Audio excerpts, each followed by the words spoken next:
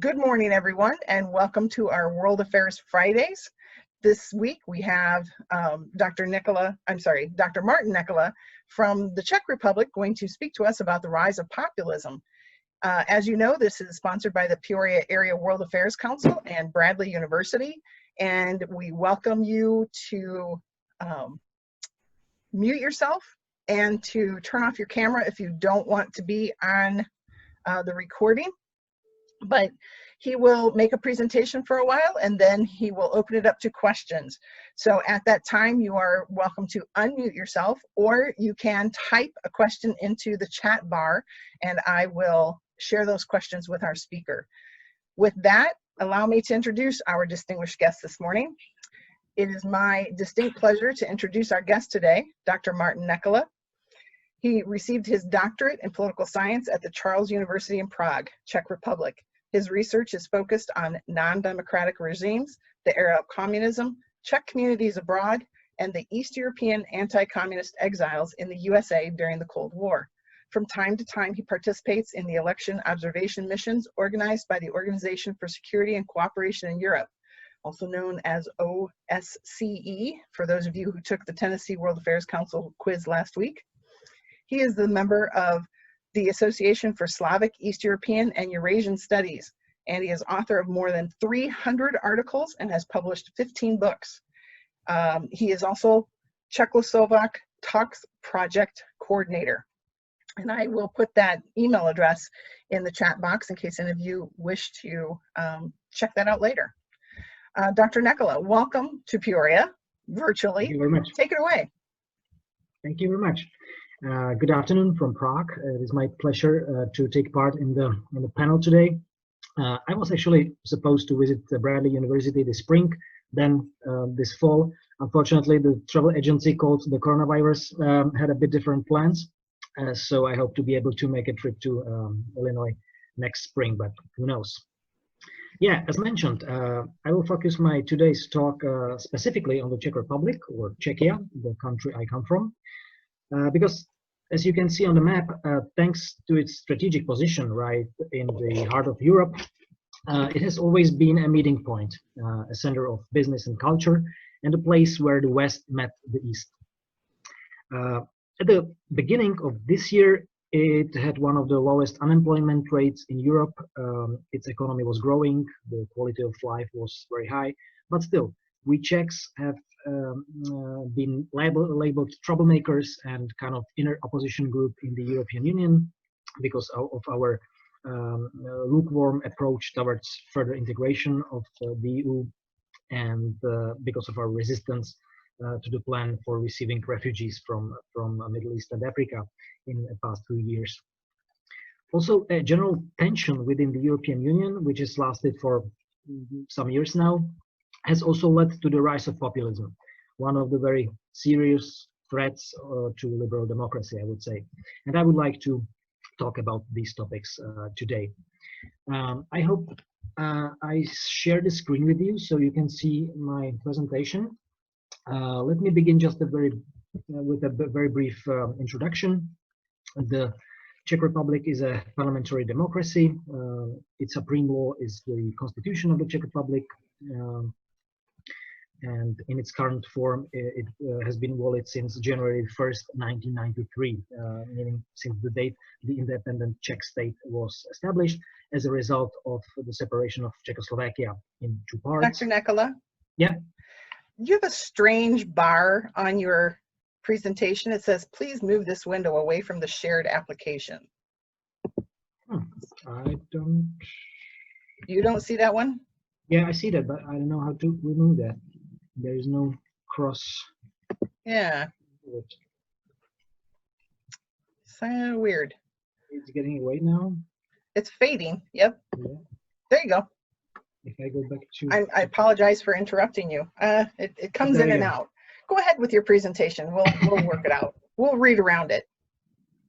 There won't be much text, so yeah. The Czech Republic was established as a result of the separation of Czechoslovakia in two parts, Czechia and Slovakia, and Václav Havel, you probably know, became the first head of state. power is divided between the legislative power, meaning the Czech parliament, executive power. It's a bit different than in the United States because the Czech government with the prime minister and the president of the republic are two different entities, and judicial power. Legislative power in the Czech Republic is represented by the parliament, which consists of the House of Deputies, the lower house, and the Senate. The president is the formal head of state and also the commander-in-chief of the armed forces. And since the foundation of the independent Czechoslovak state in 1918, at the end of World War I, the president has had a strong authority and position. And this tradition of Czechoslovak and later Czech presidents and the symbolism connected with this role has always eluded the logic of a parliamentary system a bit. And the Czech prime ministers, as the heads of the governments, have always had to deal with presidents who sometimes exceeded the limits of their constitutional powers. Since 2013, the Czechs have had direct presidential elections, and the candidates are elected by the people. Previous presidents had been chosen by both chambers of the parliament at a unique common assembly. So the strong position of the Czech head of state has now been even enhanced.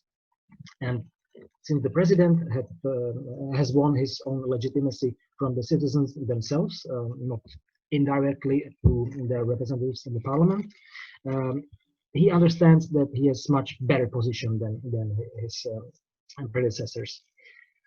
Our current president, Miloš Zeman, you can see him on the picture, I believe, was re-elected in January 2018 for his second 5-year term, and he knows very well how to use this power for his own benefit during numerous political crises, tension in the political scene, and the varying directions of the Czech foreign policy. Unfortunately, he's also a leading representative of the wave of populism I mentioned, the wave or the phenomenon we are currently dealing with. And I will talk about this later. Yes, here we have our president with your great supreme leader.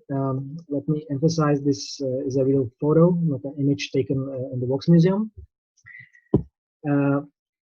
The head of the Czech government, the prime minister, who depends on the majority in the Chamber of Deputies, has always faced the fact that the president is de facto beyond recall, and that the office of the president itself enjoys high prestige among the citizens. From time to time, the president intervened with the powers of the government, and above all, he tried to direct his own autonomous foreign policy, sometimes contradictory to the one the government had agreed on. And this led to doubts, conflicts, and different approaches to foreign partners, to the European Union, to the United States, to Russia, to China, and thus to a strange state of affairs in the Czech Republic. We had last parliamentary elections in October 2017, 3 years ago, which brought an increase in power to 3 pro-dest, or we say anti-establishment parties. First of all, the ultra-liberal leftist Pirate Party, then the anti-European party called Freedom and Direct Democracy, the SPD, and the ANO movement. ANO means yes in Czech, but also it's a short form of the actions of dissatisfied citizens. This party, or better to say this movement, was founded by a billionaire Andrej Babiš, the second wealthiest man in the Czech Republic, also a man surrounded by multiple corruption scandals. Nevertheless, the ANO movement won the election by a large margin, and Babiš became the prime minister. And Mr. Babiš is actually a very interesting case. You can see the red cap inspiration is obvious. It says Strong Czechia. He was born in Slovakia. In 1990s, he founded a conglomerate called Agrofert that operates in the fields such as agriculture, logistics, energy, chemical industry, forestry. Today, about 250 companies are covered by the umbrella trademark Agrofert, worth of $4 billion. It's a nice family company, right? Babiš decided to enter the politics in 2011, claiming the traditional Czech political parties did not a good job in ruling the country. He mainly criticized the corruption affairs that were, in his opinion, much more frequent and worse than in the Western countries.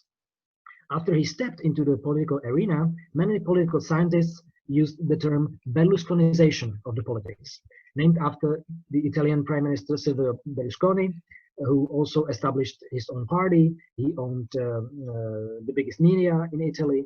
He dominated the public space. And Babiš followed his steps. He bought two largest daily periodicals, he bought a radio station, he bought a TV channel, and he logically is using these effectively to influence the public opinion. His marketing team prepared a smart face-to-face campaign in the streets, and sometimes it looked like Babiš was everywhere. He handed out donuts at the subway stations in Prague. He was visiting the regions with kind of mobile booths with fried chicken. He was meeting the people and presented promises of higher wages, pensions and benefits for various groups of the population. Really, he devoted incredible amount of time and energy and money to the campaign, and it was worth to him. The Czech Republic, as you can see, is a small country in Central Europe with 10.5 million inhabitants, with its economy strongly tied to the larger German economy, and with the most of its foreign trade with other member countries of the European Union. The Czech Republic has been a stable member of the EU since May 2004, and there is no real alternative for us than a deepening integration with the EU. However, Euroscepticism has dramatically increased in the past few years. And what does this term actually mean? Euroscepticism entered the political discourse in, let's say, the middle of 1990s. And initially it was almost exclusively used as an expression which focused on all kinds of opposition, criticism, and negative attitudes towards the European Union and the progress of the European integration. In many cases, Euroscepticism was kind of subjective and vague in meaning, lacking any proper framework, and attracted primarily less educated and less politically knowledgeable individuals. But this has changed dramatically in recent years. Public opinion about the European Union is now playing a major role when considering membership of each state in the European community. Also, there's some talk about the revision of the treaties on which the European Union is based, and also about the enlargement of the Union. We usually, political scientists, we usually distinguish between hard and soft Euroscepticism. Hard Euroscepticism refers to a complete rejection of the EU membership, sometimes hand in hand with the rejection of NATO membership, whereas soft Eurosceptics support limited EU membership, but are very critical of various aspects of integration, such as the cross-border movement of people, adoption of the common European currency euro. By the way, our Czech currency still continues to be the Czech koruna. We still haven't accepted euro. Or giving up powers and responsibilities of the local/state government in favor of some supranational leadership in Brussels, meaning the European Commission, European Parliament, and other EU institutions. And the current situation in the Czech Republic in this matter in many ways reflects the past. While they are not directly under the rule of another power, many Czechs feel dominated by larger EU nations. This is especially true of Germany, as the Czechs already have negative historical associations with Germanic peoples who dominate EU decision-making. Let me remind you that the Czech lands historically were under direct German/Austrian rule for more than 300 years. And many Czechs see their national identity as having been defined from the outside. And criticism of the EU brings up this historical threat to our national sovereignty and the three historical periods in which the Czech lands were under the rule of a foreign power, and the Czechs as a nation had to make concessions to survive. When I talk about the three historical periods, I mean the long period under the Habsburg dynasty and the Austrian Empire, We were part of it between 1620s until the end of World War I in 1918. Then the Nazi occupation during the World War II, and then the Soviet supremacy between 1948 until the Velvet Revolution, the fall of the Iron Curtain in 1989, while after August 1968, it was a direct military occupation by the Soviets. So this is reflected in the many criticisms of the EU that depict the Czech Republic as a pawn controlled by the West. Thus, EU encroachment on domestic issues is seen by many Czechs as a clear evidence of a foreign rule. There is some feeling of lost sovereignty as a result of EU membership, and Euroscepticism symbolically reasserts lost autonomy. But by its very definition, the membership means that any member state will have to give up certain aspects of the self-governance in order to fully participate in the European project. Eurosceptics are able to tap into these nationalistic sentiments in order to gain support for their cause, whether or not the loss of sovereignty is real or just imagined.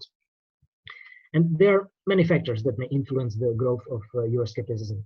But one of the most significant is the expansion of the EU's authority into domestic matters.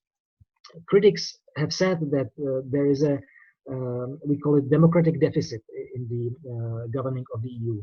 That the decision-making process in Brussels is too distant, too strange, and too complicated, that the EU leaders are not responsible for the decisions to Czech voters and to Czech public.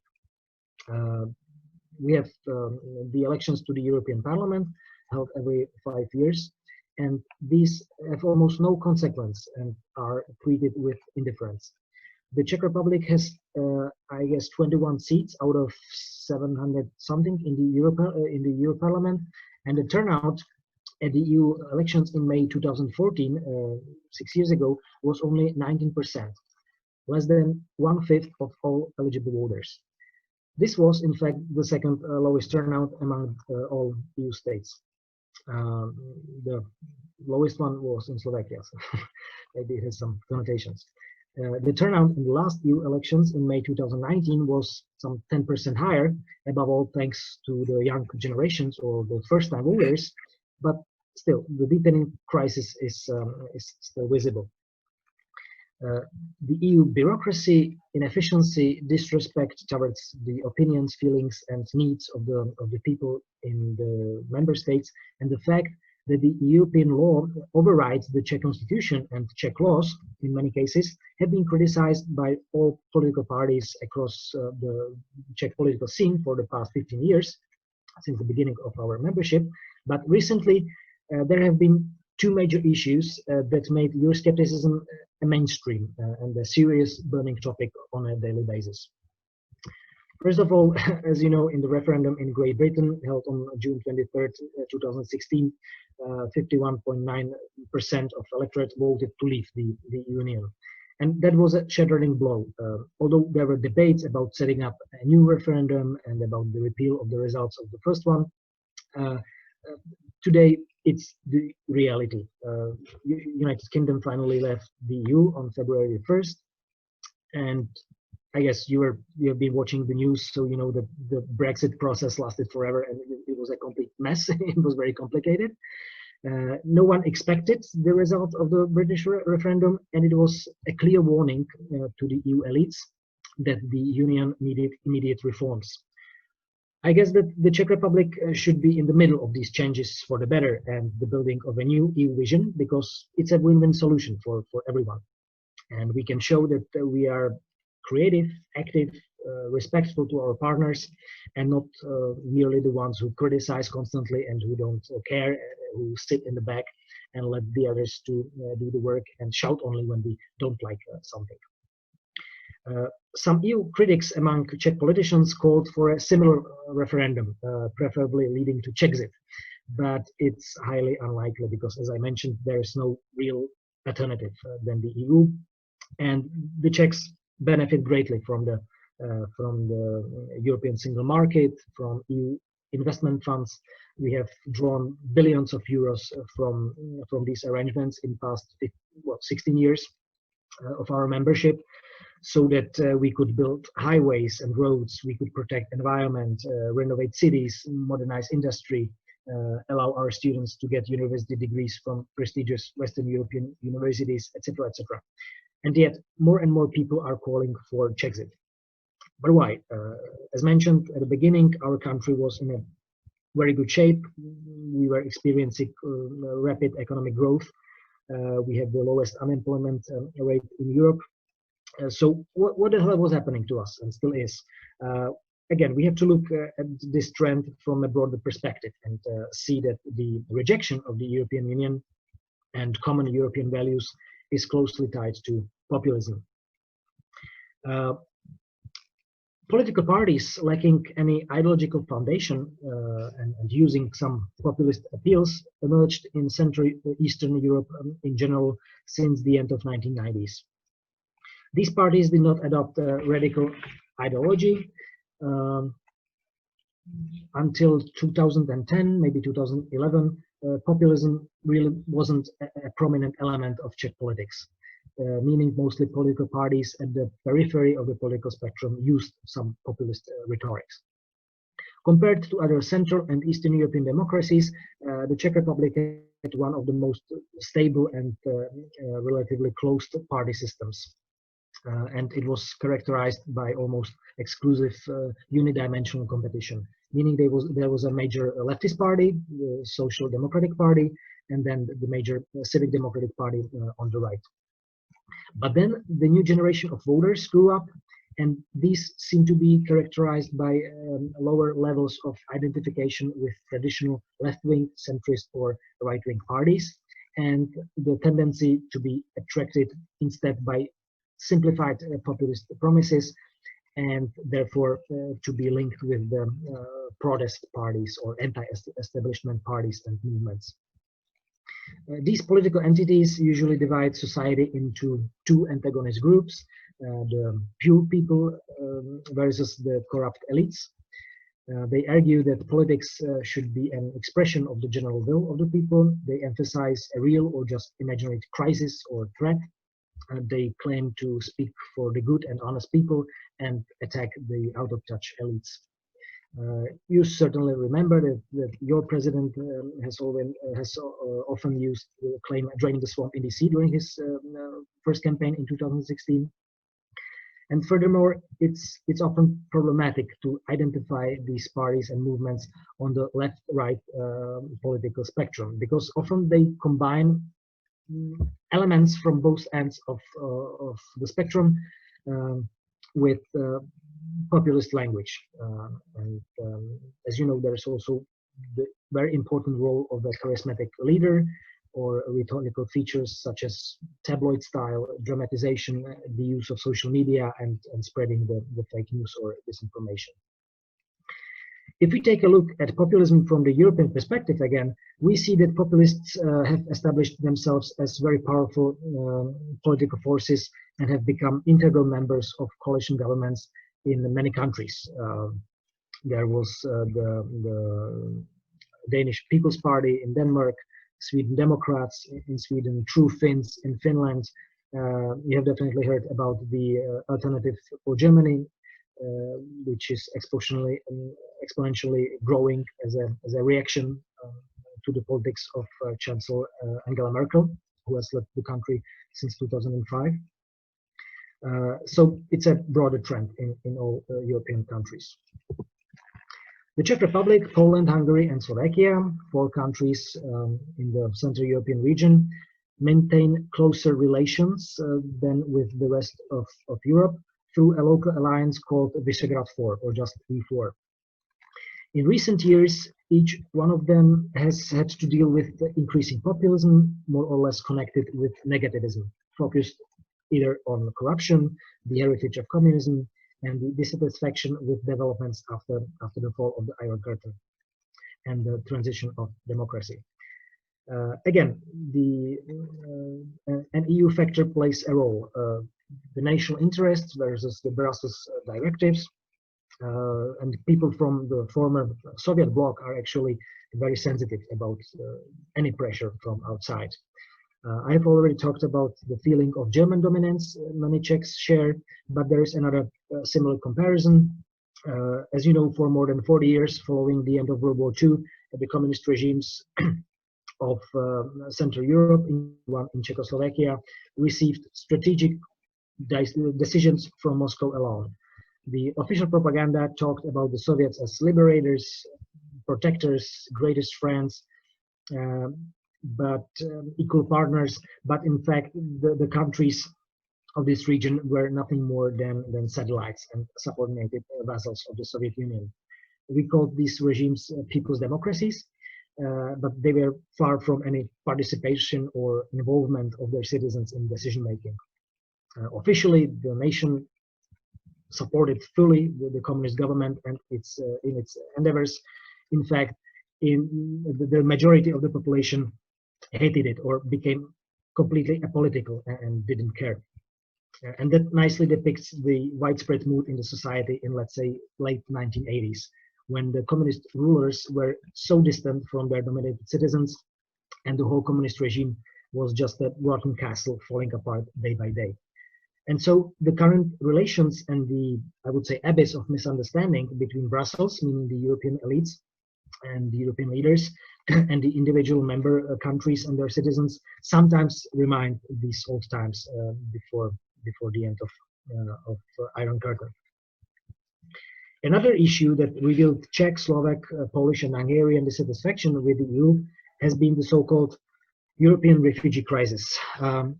This is the term given to a period beginning in 2015, when rising numbers of people, about 2.5 million so far, arrived in the EU, traveling across the Mediterranean Sea or overland through Southeast Europe.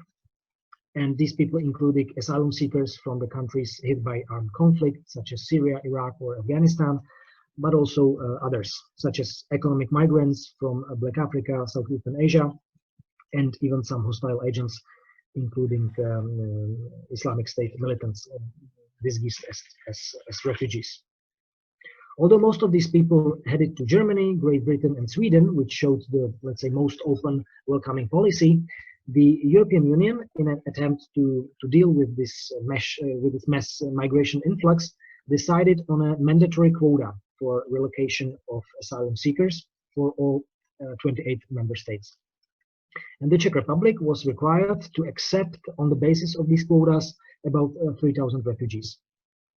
This was 2016-2017. And our government reacted with a strong disapproval to these decisions from Brussels. And the European Union, instead of dialogue, threatened we 4 countries with punishment for their disobedience, obstruction, and lack of solidarity. And in late 2017, the EU stated that member states who refused participation in the quota system could be expected to pay the sum of 250,000 euros, it's about $290,000 for each assigned asylum seeker they refuse. And even today, some 3 years later, the Czech Republic plays the role of the most radical EU member as the government, and also the majority of our people would rather stay completely untouched by the influx of non-European foreigners, mostly from the Middle East and Africa. And some politicians, including our president, have repeatedly warned the public against this migration influx. Our president emphasized issues such as the spread of infectious disease, terrorism, and the formation of ghettos and isolated Muslim communities as the consequence of accepting refugees. And as you know, today it's the power of media that shapes the views of the public on various issues. And the images from London, Brussels, Berlin, and other cities in Western Europe hit by terrorist attacks in recent years really don't help to promote objective, professional debate and a patient explication of the broader context of the refugee crisis. Rather than that scenario, unfortunately, debates narrowed to populist statements, partial, radical, short-term solutions, and calling for an isolationist approach towards the European Union. The Prime Minister of Hungary for the past 10 years is Viktor Orbán, who, as you know, is successfully building a semi-autocratic regime suppressing his opposition and the independent press. And he also represents this populist and nationalist wing of European leaders. And he's openly challenging his liberal opponents to a political duel for the entire European Union. Viktor Orbán has a strong ally in the Polish ultra-conservative party Law and Justice. It's the ruling party in Poland since 2015. Recently, its candidate Andrzej Duda won another election and was re-elected as president. And pretty much the same story as in Hungary. The government formed by the party backed by the president and led by Prime Minister Morawiecki is trying to subdue an independent judiciary, the media, and to isolate the liberal opposition. Maybe you were watching the news in past few days and past few weeks. There were some protest marches because the government wanted to ban the abortions generally in Poland. Seeing this from a broader perspective, liberal democracy pursued for almost 3 decades after the fall of the Iron Curtain is in retreat in Central Europe. And populist leaders with autocratic tendencies try to spread the belief that the European Union doesn't offer effective solutions to the problems of the current world anymore. And the European Union's leading states, such as Germany and France, are considered more as opponents and intruders, intervening in internal matters, than as partners and friends, unfortunately.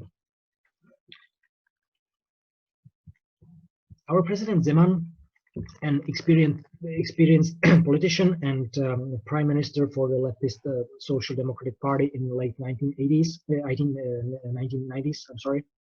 has evolved into a strange prototype of far-right wing populist politician too.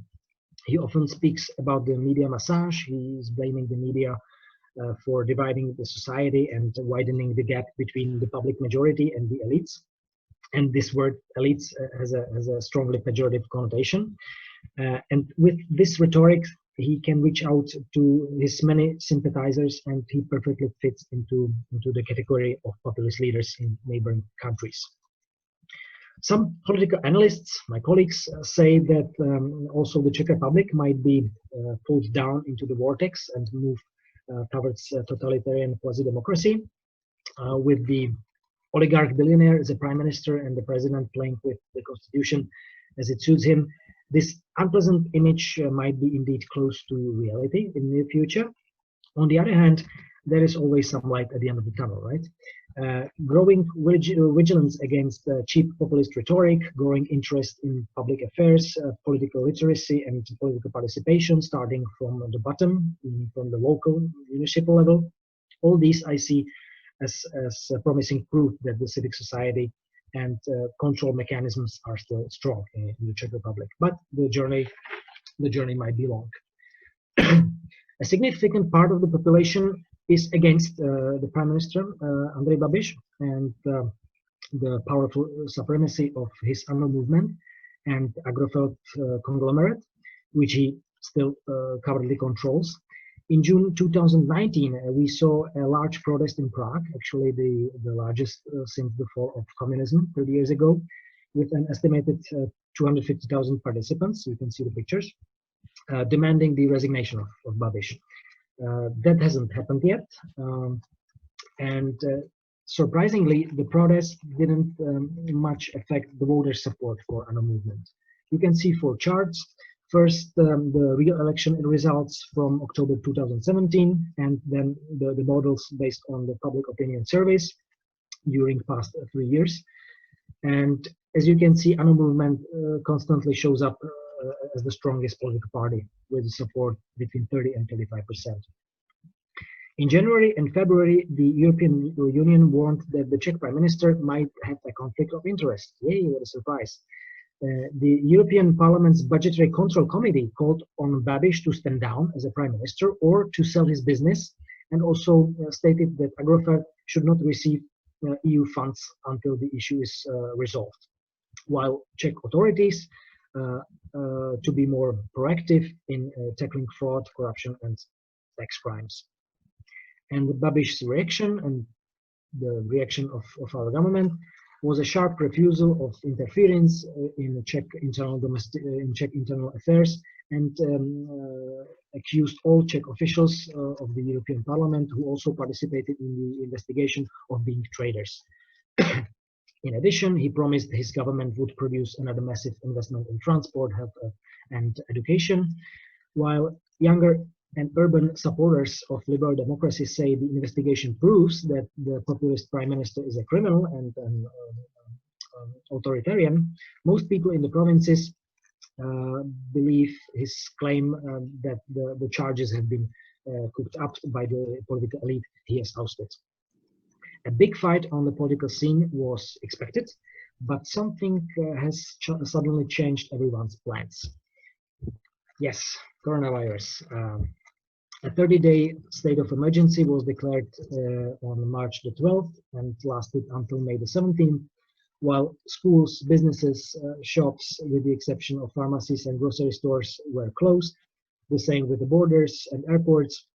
All persons had to wear the face masks while outside of their place of residence, and the whole set of other restrictive measures was adopted. Naturally, in the crisis of this magnitude, all other problems, including the investigation of our Prime Minister, retreated into the background. As we speak now, there are about 400,000 infected in the Czech Republic and about 4,300 deaths in Czechia. And we have experienced a significant rise of numbers of infected people in the past few months.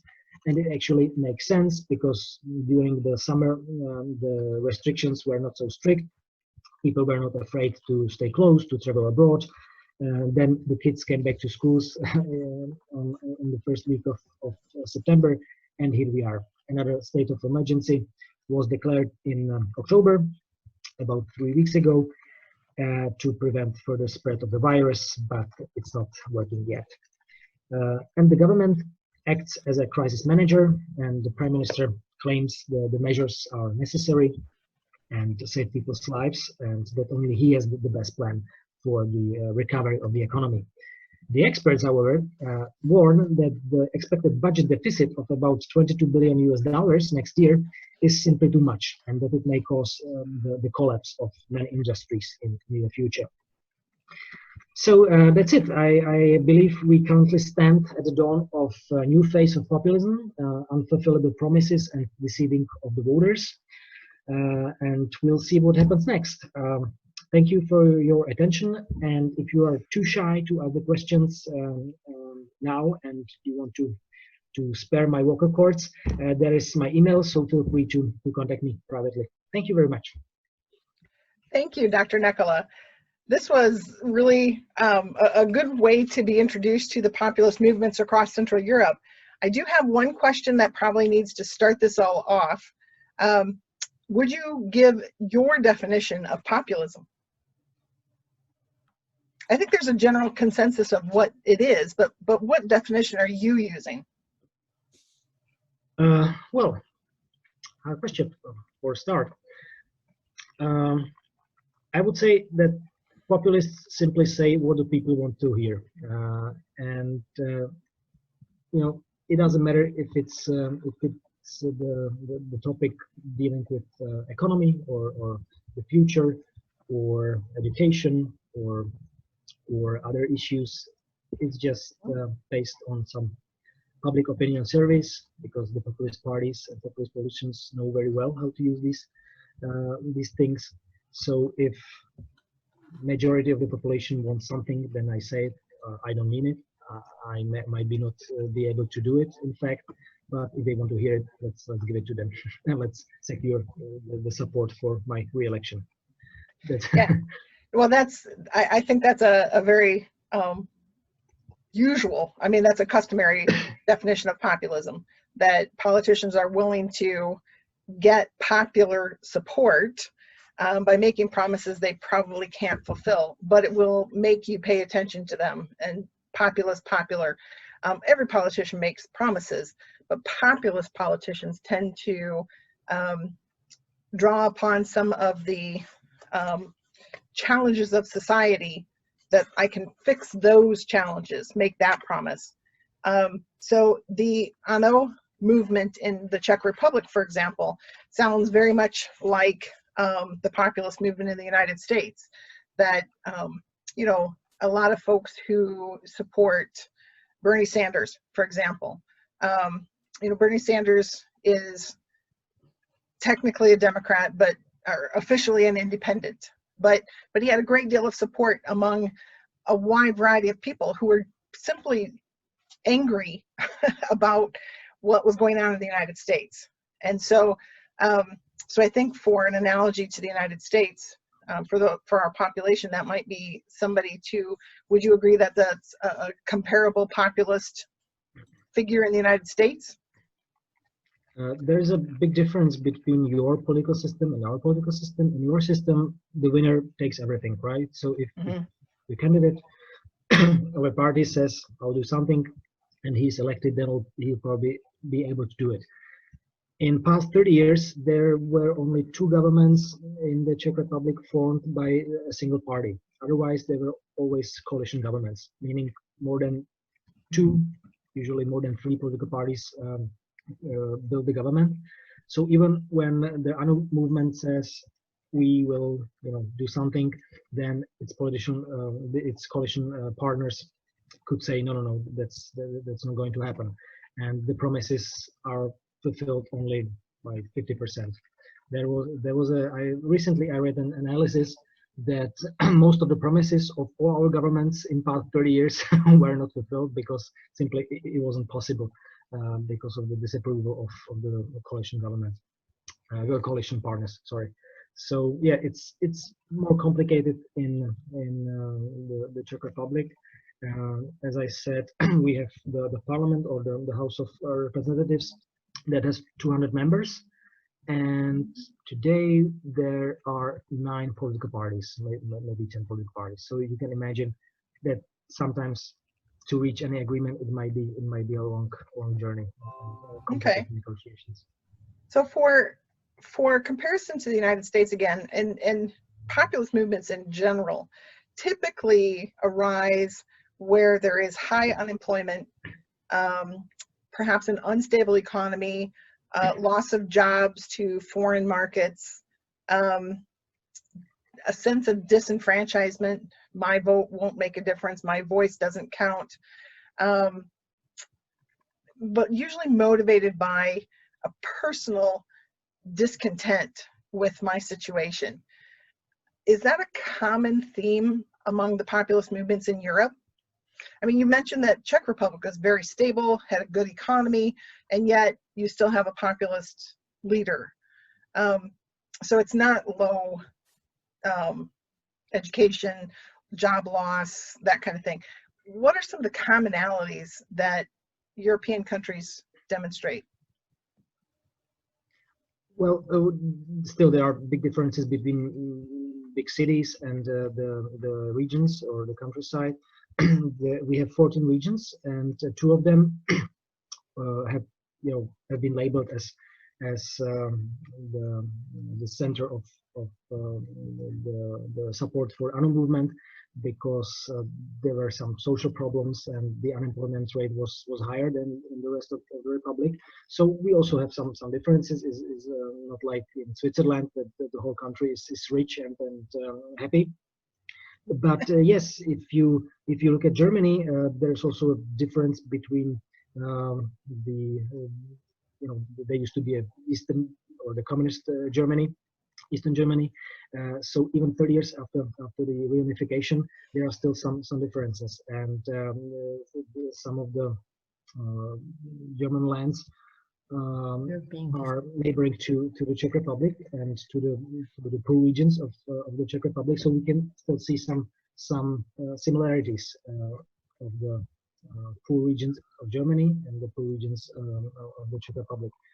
And in these regions in Germany, there is a strong support for the Alternative for Germany, and we were for the National Democratic Party, which are kind of Nazis or neo-Nazis. So it's I guess similar in the border regions, in the regions without any major cities, in the regions with no big factories in the cities with some minorities.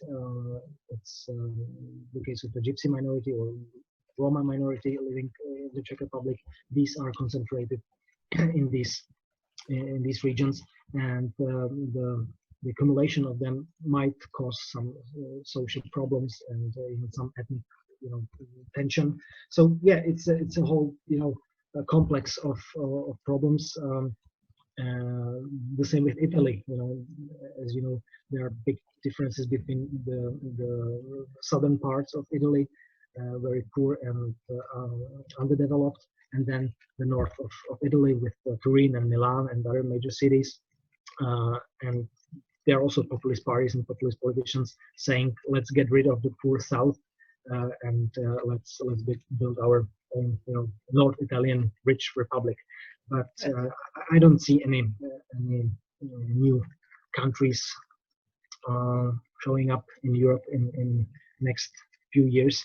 But still, it's very complicated, and it's still the EU. So the richer part of Europe. Let's look at the Balkan countries, or let's focus on Ukraine. As you mentioned, I take part in the election observation missions, and I also visited Ukraine twice in 2014, so right after the Maidan revolution. And I came to understand that the country itself was a mess even without any Russian influence. There were so many problems and so many corruption cases, and now the Russians intervened, or they invaded, and they took the Crimea Peninsula. So it's very complicated, and I'm still very happy that I was born in the Czech Republic and that I can live here, because the rest of Europe and Balkan countries and Central Asia, the countries are in much worse shape, and it will take decades then the standards of living can reach at least the Central European standards. So. A couple of people in the chat have asked about the Russian interference in Central and Eastern Europe. Maybe not as far as Italy, but especially in the V4 or any of the other, even Germany, East Germany, do you find a lot of influence of Russia or Russian meddling in your politics that may exacerbate this populist movement? When I had the similar presentation some 3 years ago, I had 2 slides about Russian influence, but since then I think it diminished, because there were some scandals, and we ousted a few Russian diplomats who were involved in the black market in the Czech Republic and some drug and gun trafficking. So we had to explain Moscow that it won't work like that in the Czech Republic, that we are not a Balkan country, that we are not some post-Soviet country, and that we keep some Western European standards of common relations. And I think that Kremlin understood that the Czech Republic, that there is no place to build or to have a prolonged hand in our country. But yeah, there were still some attempts. There were today, in the age of social media and Facebook, as in the US, there have been discovered some trolling farms with a fake Facebook profiles that tries to influence the voters before the presidential election in 2018. And as our counterintelligence service found it, they were created in Russia, because Russia thought that our President Zeman would be their strongest ally in Central Europe, and it didn't happen, fortunately. So yes, there were some. The Russians still feel to be the rulers of the world. They still remember that they had their troops in Czechoslovakia for past 22 years, 21 years. So it's necessary and crucial to explain them that we are now part of the Western structures, that we are the member state of the EU and that we are also NATO members. So they shouldn't threaten us.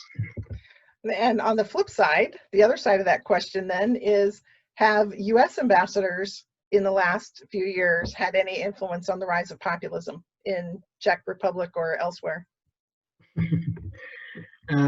Well, Ambassador King, he is a personal friend of President Trump, and as I found out, he was somehow involved in the Watergate affair in 1970s. So you might say he wouldn't be the best diplomat sent to Prague, but I had a chance to meet him several times, and he's a nice guy. You know, since I'm doing research on the Czech communities in the US, I just informed him that I wrote a paper about the Czechs in Wisconsin. He comes from Wisconsin, so he says, yeah, that's great. And we were talking about baseball in Milwaukee. So he's a nice guy, but you know, he has some history. Yeah. Yeah. So, and speaking of history, how about the German population? Oh, Dewey's got his hand up. Let me get to Dewey. Go ahead, Dewey. Yes. Okay, this is a personal question. Dobry rano. But in 1999, I volunteered to go to a company just outside of Strava, ZDB, and they were trying to transition into free enterprise. They had great problems because their leaders were all communists and they couldn't really think. But I wonder what became of this company. ZDB is right outside of Ostrava. ZDB. I have no idea, but if you write me on my email, I'll find it out and I'll be in touch. Okay, I had a wonderful experience over there. The people were really kind, and there were several people that were really struggling to get ahead and into the Western world and outside of communism. A lot of people were very satisfied with communists where they were all taken care of, but they didn't do much.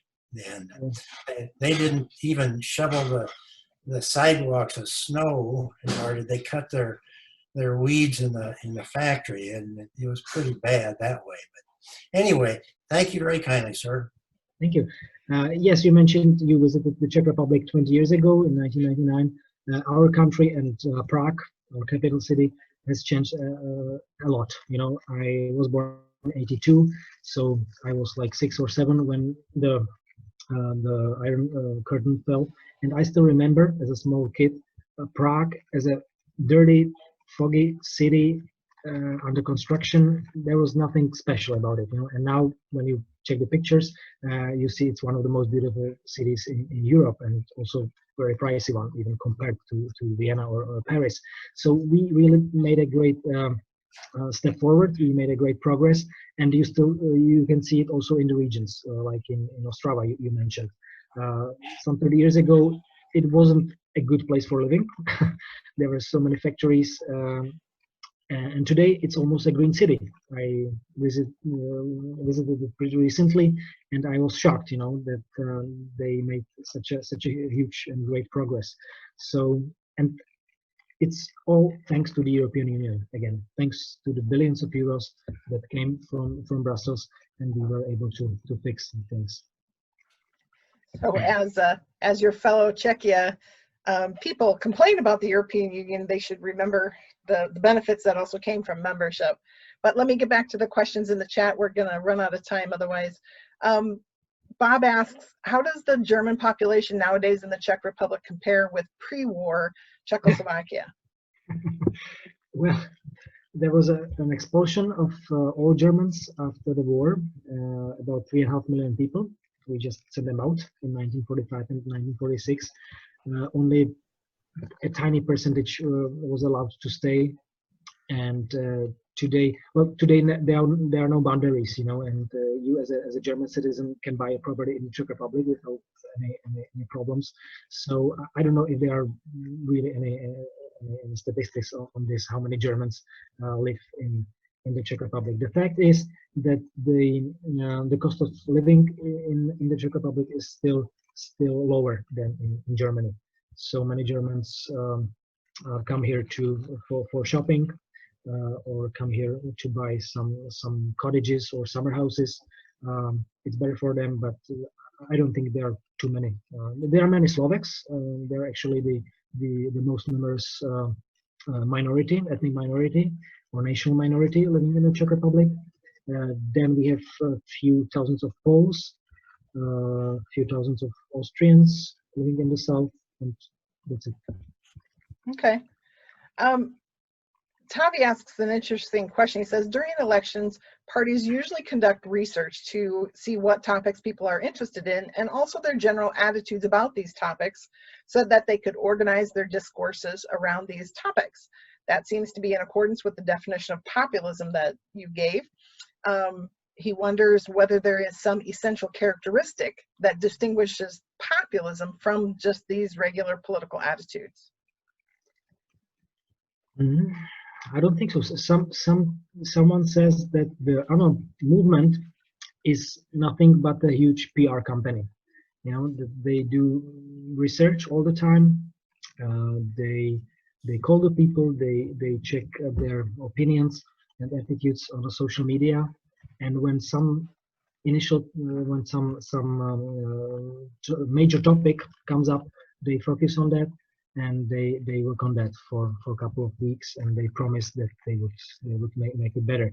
So you know, today politics is a business. You know, it's very complicated, and it's not only about the politicians. They all have their ghostwriters and the PR teams that are really behind all the tweets and posts and speeches. It's not the old politics as we used to know. I think I'm going to throw in my own 2 cents here.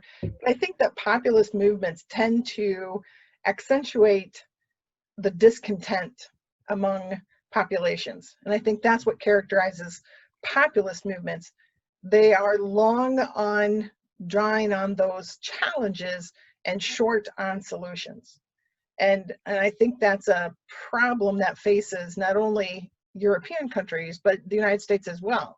We have a lot of folks here in this country, as our election is a testament to, who are discontent. But how do we resolve that? And I think that's what makes it a populist movement, because there's popular discontent that politicians draw upon. But what do we do about it is the challenge. And so anyway, that's just my own thoughts to throw everybody off and make them think this weekend.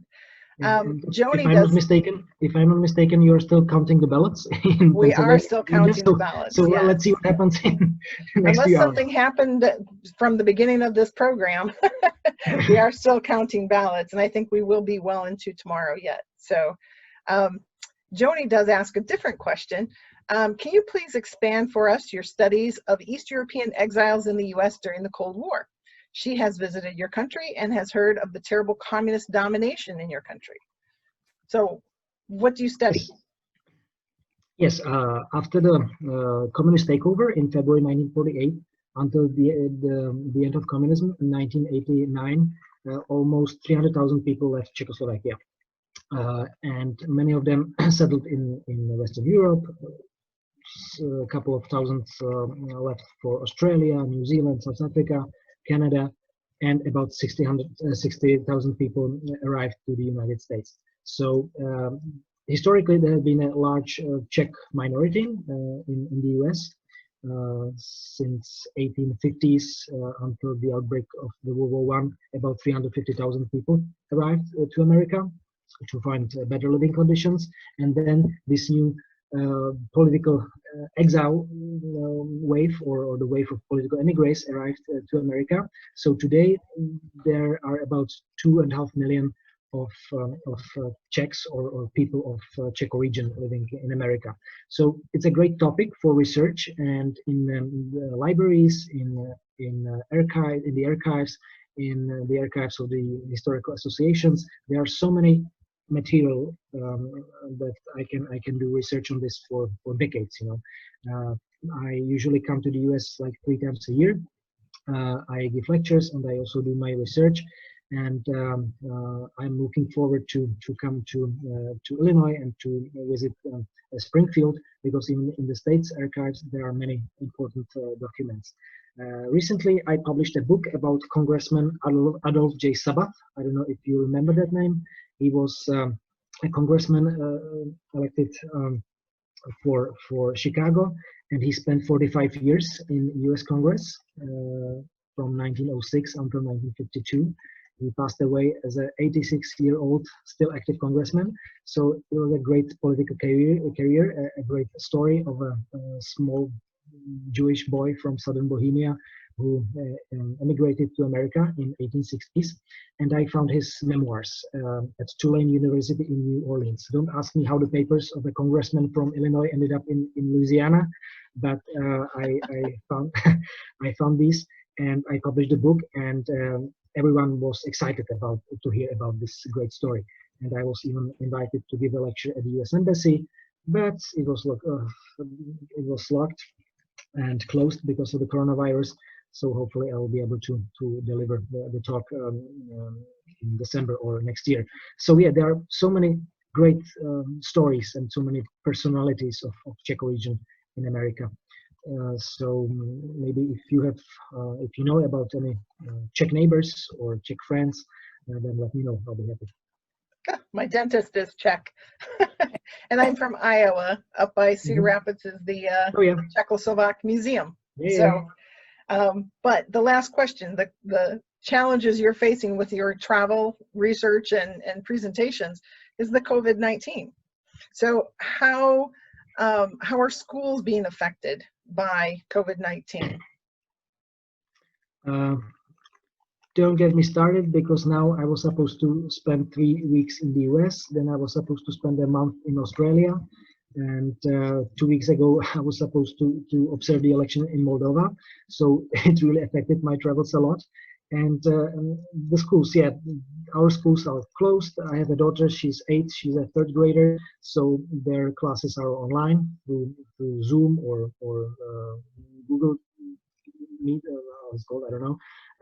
Yeah, I guess it's much more complicated for the parents than for the kids, because they know how to use the technologies and they are online all the time anyway. So yeah, we just got used to it, and let's see when the kids are allowed to go back to school. But I'm very dubious. I don't think they'll reopen the schools until Christmas, so probably January. Yeah. And the same with the high schools and universities. Did I misread the statistics in Czech Republic that the number of cases of COVID has essentially tripled in the last 3 weeks? Yep, So it went from 100,000 or so cases since March, and then now you're up over 300,000 just in the last 400,000. Yeah. 500,000. Oh, for crying out loud. 400,000. Yeah. Wow. Okay. So we all have to work on wearing masks, washing hands, and staying apart. So Bob would like the name of that book, if you don't mind typing it in the chat. Then I'll make sure everybody gets the name of the book you just talked about with the U.S. Congressman. Yeah, the thing is that it was written in Czech, but I published also an article about Sabat in English. So let me share it with you, and then. Okay, great. Yeah, I'll send it out to everybody. Bob, you don't speak Czech, do you? He might. No. English is hard enough. English is hard enough. All right. Well, on behalf of the Peoria Area World Affairs Council, I would like to thank you, Dr. Nekola. This was a very fascinating discussion of the rise of populism in Central Europe, particularly Czechia. And it's going to take me a little while to get used to saying Czechia instead of Czech Republic, but that's a nice shorter name. So again, on behalf of the Peoria Area World Affairs Council and Bradley University, we would like to welcome you when travel gets back to normal. So we will see you next year, hopefully, and you will be our guest for another presentation in person. Have a wonderful weekend, everyone. We have great programs coming up next week. Ambassador Vicki Huddleston on Wednesday night. Be sure you sign up for that one. Global Peoria, dissecting our election on Thursday night, and Friday next week, Giles Trendle from Al Jazeera. So join us, sign up, and look for information about Dr. Nekola joining us next year. Everyone have a terrific weekend.